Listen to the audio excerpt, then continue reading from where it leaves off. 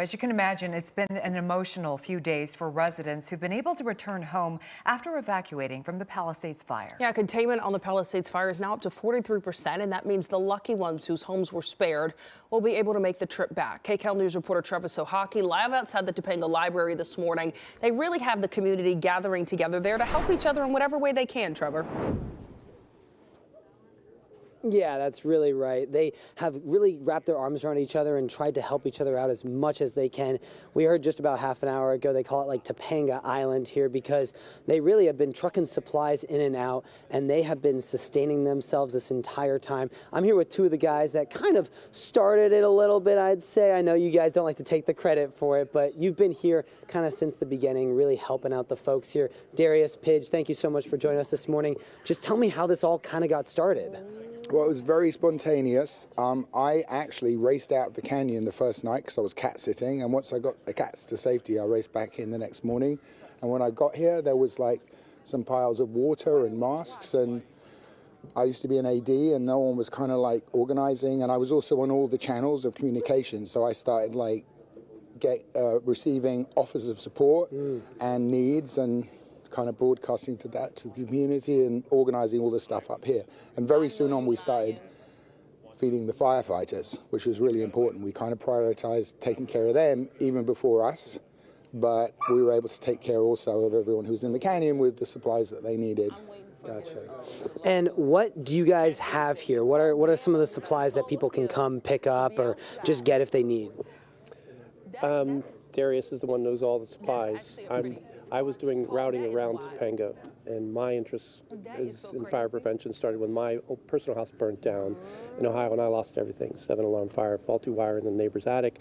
So since then, I was not prepared. All I had was the clothes on my back. Since then, I've gotten prepared. I have like bug-out bags. These are called bug-out bags, which I was driving around giving supplies to people. So it has anywhere from chargers to ham radio to supplies for 3 weeks, clothes. You name it's in that bag, and it's probably something people should think about having on hand so they can run out the door.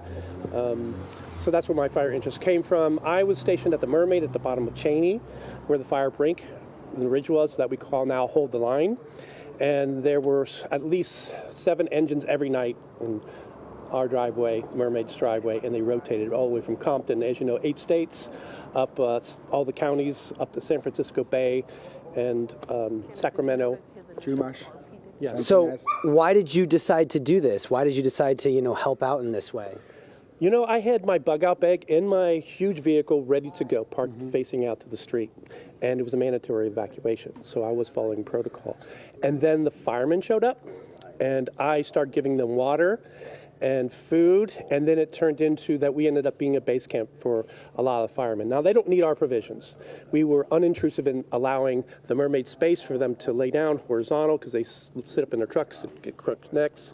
So we offered it to them, and food just started coming in like crazy. So I was the go-to and bring to on the food and supplies there. A lot of it came from here. So it was me and Bill Berge and Sergio that provided for the firemen, and they started coming in gradually. They're well taken care of, and we know that.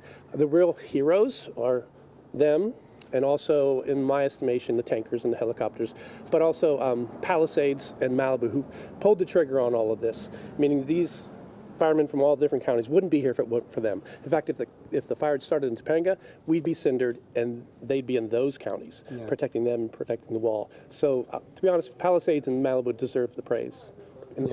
And last question for you really quickly. What else do you guys need here? Is there anything that if people can help out, how can they help out?